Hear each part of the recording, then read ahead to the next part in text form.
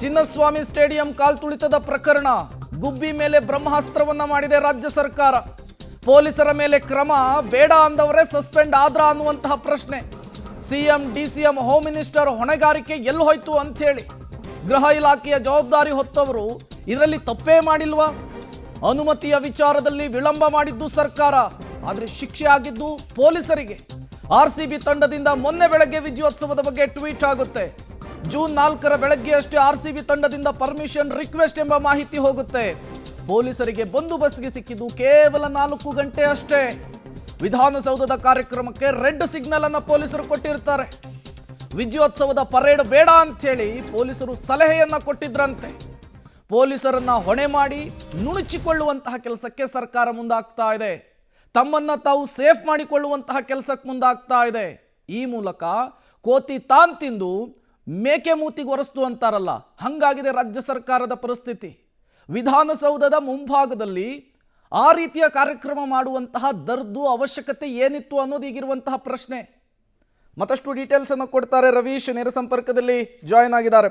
ರವೀಶ್, ಸಾರ್ವಜನಿಕ ವೇದಿಕೆಯಲ್ಲಿಯೇ IPS ಅಧಿಕಾರಿ ಒಬ್ಬರನ್ನ ಅವಮಾನ ಮಾಡಿದಂತಹ ಸರ್ಕಾರದಿಂದ ಇನ್ಯಾವ ರೀತಿಯಲ್ಲಿ ನಾವು ನಿರೀಕ್ಷೆ ಮಾಡಬಹುದು ಅಂಥೇಳಿ ಈಗ ತಾವು ಮಾಡಿದ ತಪ್ಪು ಅಂಥೇಳಿ ಒಪ್ಕೊಳ್ತಾರೆ, ಕಣ್ಣೀರು ಸುರಿಸ್ತಾರೆ, ಮತ್ತೊಂದು ಕಡೆ ಪೊಲೀಸರ ತಲೆದಂಡ ಅಂಥೇಳಿ ನುಣುಚಿಕೊಳ್ಳುವಂತಹ ಕೆಲಸ ಮಾಡ್ತಾ ಇದ್ದಾರೆ. ನಿಜಕ್ಕೂ ಕೂಡ ಇದು ಆಶ್ಚರ್ಯದ ಸಂಗತಿ, ಶೋಚನೀಯ ಸಂಗತಿ ರವೀಶ್.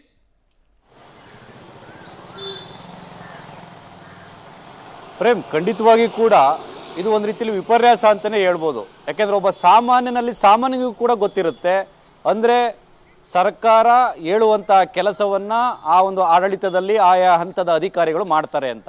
ಏಕಾಏಕಿಯಾಗಿ ಒಬ್ಬ ಪೊಲೀಸ್ ಕಮಿಷನರು ಎಲ್ಲ ನಿರ್ಧಾರಗಳನ್ನು ತೆಗೆದುಕೊಳ್ಳೋದಿಲ್ಲ. ಯಾಕೆಂದರೆ ಇಡೀ ಬೆಂಗಳೂರನ್ನು ನಾನು ಕಂಟ್ರೋಲ್ ಮಾಡಿಬಿಡ್ತೀನಿ, ನನ್ನದೇ ಅನುಮತಿ ಅಂತಲೂ ಕೂಡ ಎಲ್ಲೂ ಕೂಡ ಕೊಡೋದಕ್ಕೆ ಹೋಗೋದಿಲ್ಲ. ಅದಕ್ಕೆ ಅಂತ ಸರ್ಕಾರ ಇರುತ್ತೆ, ಸರ್ಕಾರ ಮಟ್ಟದಲ್ಲಿ ನಿರ್ಧಾರ ಆಗಬೇಕಾಗುತ್ತೆ, ಸರ್ಕಾರ ಸೂಚನೆಗಳನ್ನು ಪಾಲನೆ ಮಾಡೋವಂಥವರು ಅಲ್ಲಿರ್ತಕ್ಕಂಥ ಅಧಿಕಾರಿಗಳು.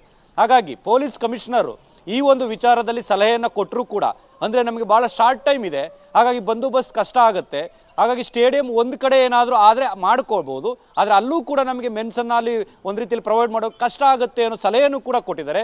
ಜೊತೆಗೆ ವಿಧಾನಸೌಧದಲ್ಲಿ ಆಗುವಂಥ ಸೆಲೆಬ್ರೇಷನ್ ಏನಿದೆ ಅದನ್ನೂ ಕೂಡ ಬೇಡ, ಕ್ಯಾನ್ಸಲ್ ಮಾಡಿ, ಜೊತೆಗೆ ಪರೇಡ್ ಕೂಡ ಬೇಡ ಅನ್ನೋದನ್ನು ಕೂಡ ಸಲಹೆ ಕೊಟ್ಟಿದ್ದಾರೆ. ಆದರೆ ಆ ಸಜೆಷನನ್ನು ಕೂಡ ಬದಿಗೊತ್ತಿ ಎಲ್ಲೋ ಒಂದು ಕಡೆ RCB ಜೊತೆಗೆ ಬೇರೆ ಬೇರೆ ರೀತಿಯ ಲೆಕ್ಕಾಚಾರಗಳನ್ನು ಹಾಕ್ಕೊಂಡು, ಯಾಕೆಂದರೆ ರಾಜಕೀಯ ಕ್ಯಾಂಪೇನ್ಗಳು ಮತ್ತು ಪಕ್ಷದ ಸಮಾರಂಭಗಳು ಅಂದರೆ ಅಷ್ಟೊಂದು ಜನ ಸೇರಿಸೋದಕ್ಕಾಗೋದಿಲ್ಲ. ಹಾಗಾಗಿ ಒಂದು ಕಡೆ ಮೈಲೇಜ್ ಹುಚ್ಚು, ಇನ್ನೊಂದು ಕಡೆ ಪ್ರಚಾರದ ಹುಚ್ಚು, ಎಲ್ಲವನ್ನೂ ಕೂಡ ಒಟ್ಟಿಗೆ ಸೇರಿಸ್ಕೊಂಡು ಸರ್ಕಾರ ಕಾರ್ಯಕ್ರಮಗಳನ್ನು ಆಯೋಜನೆ ಮಾಡಿ ಈಗ ಗುಬ್ಬಿ ಮೇಲೆ ಬ್ರಹ್ಮಾಸ್ತ್ರ ಅಂತೇಳಿ ಪೊಲೀಸ್ ಅಧಿಕಾರಿಗಳ ಮೇಲೆ ಒಂದು ರೀತಿಯಲ್ಲಿ ಆ ತಪ್ಪನ್ನು ಆಗ್ತಾ ಇರ್ತಕ್ಕಂಥದ್ದು ಎಷ್ಟರ ಮಟ್ಟಿಗೆ ಸರಿ? ಇದು ಪ್ರತಿಯೊಬ್ಬ ಜನಸಾಮಾನ್ಯನ ಕೇಳ್ತಾ ಇರ್ತಕ್ಕಂಥದ್ದು. ಯಾಕೆಂದರೆ ಏಕಾಏಕಿಯಾಗಿ ಒಬ್ಬ ಪೊಲೀಸ್ ಕಮಿಷನರು ಇಡೀ ಸಂಭ್ರಮೋದನ ಎಲ್ಲ ರೀತಿಯ ಪ್ಯಾಟರ್ನ್ಗಳನ್ನು ಕೂಡ ನಾನೇ ಹೊಣೆಯನ್ನು ಹೊತ್ಕೊಳ್ತೇನೆ, ಅದಕ್ಕೆ ಅನುಮತಿಯನ್ನು ನಾನೇ ಕೊಡ್ತೀನಿ ಅಂತ ಎಲ್ಲೂ ಕೂಡ ಮುಂದೆ ಬರೋದಿಲ್ಲ.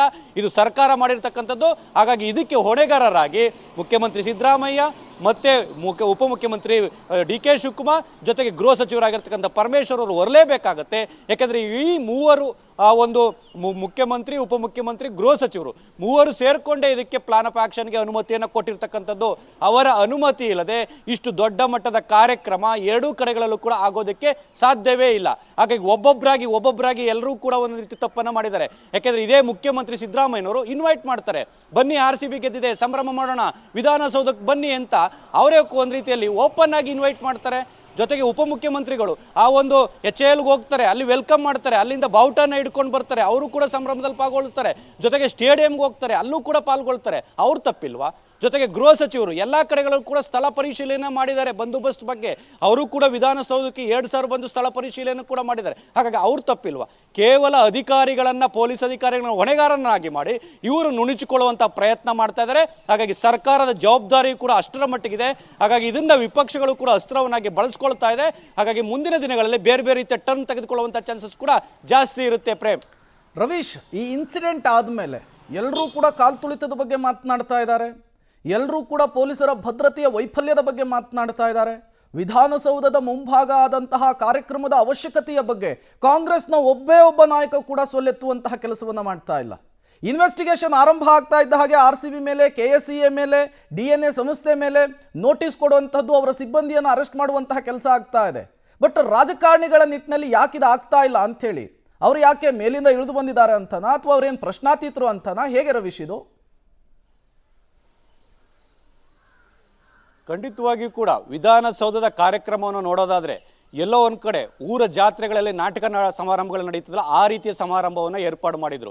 ತಮ್ಮ ತಮ್ಮ ನಾಯಕರುಗಳು ಅವರ ಮಕ್ಕಳು ಮೊಮ್ಮಕ್ಕಳನ್ನ ಕರ್ಕೊ ಬಂದು ಸೆಲ್ಫಿ ಬೇರೆ ಬೇರೆ ರೀತಿಯಲ್ಲಿ ಒಂದು ಪ್ರಚಾರದ ಹುಚ್ಚನ್ನು ಕೂಡ ಅಲ್ಲಿ ಬಯಸಿದ್ರು. ಅದು ಎಲ್ಲ ವಿಡಿಯೋಗಳಲ್ಲೂ ಕೂಡ ಇದೆ. ಹಾಗಾಗಿ ಅಲ್ಲಿ ಸಂಭ್ರಮದಲ್ಲಿ ಭಾಗವಹಿಸಿ ಅಲ್ಲಿದ್ದು ಆ ರೀತಿಯ ಕಾರ್ಯಕ್ರಮ ಆಯೋಜನೆ ಮಾಡೋಕ್ಕೆ ಅವಕಾಶವನ್ನ ಮಾಡಿಕೊಟ್ಟು ಈಗ ನಮ್ದೇನು ತಪ್ಪಿಲ್ಲ ಅಂತ ಹೇಳ್ತಾ ಇರ್ತಕ್ಕಂಥದ್ದು ನಿಜಕ್ಕೂ ಕೂಡ ವಿಪರ್ಯಾಸ, ಇದು ದುರಂತ ಅಂತಾನೆ ಹೇಳ್ಬೋದಾಗಿದೆ. ಯಾಕೆಂದ್ರೆ ಈ ಘಟನೆ ಆದ ತಕ್ಷಣ ಸರ್ಕಾರ ಇದು ನೇರ ಹೊಣೆ ರಾಜ್ಯ ಸರ್ಕಾರದ್ದು ಅಂತ ಹೊರಬೇಕಾಗಿತ್ತು. ಆ ನಂತರ ಅಧಿಕಾರಿಗಳ ಮಟ್ಟದಲ್ಲಿ ಬೇರೆ ಬೇರೆ ರೀತಿಯ ಕ್ರಮಗಳನ್ನು ತೆಗೆದುಕೊಳ್ಬೇಕಾಗಿತ್ತು. ಆದರೆ ರಾಜ್ಯ ಸರ್ಕಾರ ಇಲ್ಲಿ ತನಕವೂ ಕೂಡ ಆ ಜವಾಬ್ದಾರಿಯನ್ನು ಹೊರೋದಕ್ಕೆ ತಯಾರಿಲ್ಲ. ಎಲ್ಲವನ್ನು ಕೂಡ ಅಧಿಕಾರಿಗಳ ಮೇಲೆ ಹಾಕಿ ಈಗ ಒಂದು ರೀತಿಯಲ್ಲಿ ನಾವು ಈಗ ಸೇಫ್ ಆಗ್ಬೋದು, ಬೀಸೋ ದೊಣ್ಣೆಯಿಂದ ತಪ್ಪಿಸಿಕೊಳ್ಳುವಂತ ಒಂದು ರೀತಿಯಲ್ಲಿ ತಂತ್ರವನ್ನ ಮಾಡ್ತಾ ಇದ್ದಾರೆ. ಆದರೆ ಸಾರ್ವಜನಿಕವಾಗಿ ಸಾಕಷ್ಟು ಆಕ್ಷೇಪಗಳು ಕೂಡ ಕೇಳಿ ಬರ್ತಾ ಇರತಕ್ಕಂಥದ್ದು. ಯಾಕೆಂದ್ರೆ ಪೊಲೀಸ್ ಕಮಿಷನರ್ ಆರಂಭದಲ್ಲಿ ಕೊಟ್ಟಿರ್ತಕ್ಕಂಥ ದಯಾನಂದ್ ಅವರು ಆರಂಭದಲ್ಲಿ ಕೊಟ್ಟಿರ್ತಕ್ಕಂಥ ಸಲಹೆಯನ್ನು ತಿರಸ್ಕಾರ ಮಾಡಿ ಅದಕ್ಕೆ ಅನುಮತಿಯನ್ನು ಕೊಟ್ಟು ಈಗ ಅವರನ್ನೇ ಹೊಣೆಗಾರನಾಗಿ ಮಾಡ್ತಾ ಇರ್ತಕ್ಕಂಥದ್ದು ಎಷ್ಟರ ಮಟ್ಟಿಗೆ ಸರಿ ಅಂತ. ಇನ್ನೊಂದು ಸ್ಟೇಡಿಯಂ ಇನ್ಚಾರ್ಜ್ ಅಂತ ಇರ್ತಾರೆ, ಜೊತೆಗೆ ಆ ಕಬ್ಬನ್ಪರ್ ಪೊಲೀಸ್ ಸ್ಟೇಷನ್ ಇನ್ಸ್ಪೆಕ್ಟರ್ ಕೂಡ ಒಂದು ರೀತಿಯಲ್ಲಿ ಸಸ್ಪೆಂಡ್ ಮಾಡಿ. ಅಂದ್ರೆ ಇನ್ಸ್ಪೆಕ್ಟರ್ ಇಡೀ ಸ್ಟೇಡಿಯಂನ ಸುತ್ತಮುತ್ತ ಎಲ್ಲನೂ ಕೂಡ ಕಂಟ್ರೋಲ್ ಮಾಡೋದಕ್ಕಾಗುತ್ತಾ? ಮಿನಿಮಮ್ ಕಾಮನ್ ಸೆನ್ಸ್ ಇರಬಾರ್ದಾ? ಯಾಕೆಂದ್ರೆ ಆ ಸ್ಟೇಡಿಯಂನಲ್ಲಿ FIR ನಲ್ಲೂ ಕೂಡ ಒಂದು ಪೊಲೀಸ್ ಇನ್ಸ್ಪೆಕ್ಟರ್ ಬರ್ದು ಹೇಳಿದ್ದಾರೆ, ಅಂದ್ರೆ ನಾವು ಅನುಮತಿಯನ್ನು ನಿರಾಕರಣೆ ಮಾಡಿದ್ವಿ, ಆರಂಭದಲ್ಲಿ ರಿಕ್ವೆಸ್ಟ್ ಮಾಡಿದ್ರು ಅಂತ. ಇಷ್ಟಾದರೂ ಕೂಡ ಸರ್ಕಾರ ಈ ತೀರ್ಮಾನ ಮಾಡಿದ್ರ ಬಗ್ಗೆ ಸಾಕಷ್ಟು ಸಾರ್ವಜನಿಕವಾಗಿ ವ್ಯಾಪಕ ಟೀಕೆಗಳು ಮತ್ತೆ ಆಕ್ರೋಶ ಕೂಡ ವ್ಯಕ್ತ ಆಗ್ತಾ ಇರ್ತಕ್ಕಂಥದ್ದು. ಹಾಗಾಗಿ ಸರ್ಕಾರ ಯಾವಾಗ ತಮ್ಮ ಜವಾಬ್ದಾರಿಯನ್ನು ಹೊರುತ್ತೆ ಕಾದ್ ನೋಡ್ಬೇಕು. Prem, okay, thank you Ravish ತಮ್ಮೆಲ್ಲ ಮಾಹಿತಿಗಾಗಿ. ಅಲ್ಲಿಗೆ ಒಂದಂತೂ ಸ್ಪಷ್ಟವಾಗ್ತಾ ಇದೆ, ಸರ್ಕಾರ ತನ್ನನ್ನು ತಾನು ಸೇಫ್ ಮಾಡ್ಕೊಳ್ಳೋದಕ್ಕೆ ಯಾವ ರೀತಿ ಪ್ರಯತ್ನಿಸ್ತಿದೆ ಅಂತ ಹೇಳಿ. ಮತ್ತೊಂದು ಕಡೆ ಎಕ್ಸ್ಕ್ಲೂಸಿವ್ ದೃಶ್ಯಾವಳಿಗಳನ್ನು ನೀವು ಸ್ಕ್ರೀನ್ ಮೇಲೆ ಗಮನಿಸ್ತಾ ಇದ್ದೀರಿ. RCBಯ ಸಿಬ್ಬಂದಿ, DNA ಸಂಸ್ಥೆಯ ಸಿಬ್ಬಂದಿಗಳನ್ನು ಈಗ 4 ಅರೆಸ್ಟ್ ಮಾಡಲಾಗಿದೆ. ಅವರನ್ನು ಈಗ ಮೆಡಿಕಲ್ ಟೆಸ್ಟ್ಗೆ ಒಳಪಡಿಸಿ ನ್ಯಾಯಾಧೀಶರ ಎದುರು ಹಾಜರುಪಡಿಸಲಾಗುತ್ತೆ. ನ್ಯಾಯಾಧೀಶರ ಎದುರು ಹಾಜರುಪಡಿಸಿದ ನಂತರ CID ಕಸ್ಟಡಿಗೆ ಇವರನ್ನು ವರ್ಗಾಯಿಸುವಂತಹ ಕೆಲಸ ಕೂಡ ಆಗುತ್ತೆ. ಇವರ ವಿಚಾರಣೆ ಶುರುವಾಗ್ತಾ ಇದ್ದ ಹಾಗೆ ಈ ಇನ್ವೆಸ್ಟಿಗೇಷನ್ ಮತ್ತೊಂದು ಹಂತಕ್ಕೆ, ಮತ್ತೊಂದು ಮಜಲಿಗೆ ಏನಾದರೂ ತಲುಪುತ್ತಾ ಅನ್ನೋದು ಈಗಿರುವಂತಹ ಪ್ರಶ್ನೆ. ಬರೀ ಸಿಬ್ಬಂದಿಗಳನ್ನು, ಬರೀ ಕೇವಲ ಮ್ಯಾನೇಜರ್ಗಳಿಗೆ ಮಾತ್ರ ಈ ಇನ್ವೆಸ್ಟಿಗೇಷನ್ ಸೀಮಿತವಾಗುತ್ತೋ, ದೊಡ್ಡ ದೊಡ್ಡವರಿಗೂ ಕೂಡ ಇದರ ಬಿಸಿ ತಟ್ಟುತ್ತಾ ಅನ್ನೋದು ಈಗಿರುವಂತಹ ಪ್ರಶ್ನೆ. ಈಗಾಗಲೇ DNA ಸಿಬ್ಬಂದಿ ಕಿರಣ್ ಕುಮಾರ್ ಸೇರಿದಂತೆ ಹಲವರನ್ನು ಅರೆಸ್ಟ್ ಮಾಡುವಂತಹ ಕೆಲಸ ಆಗಿದೆ.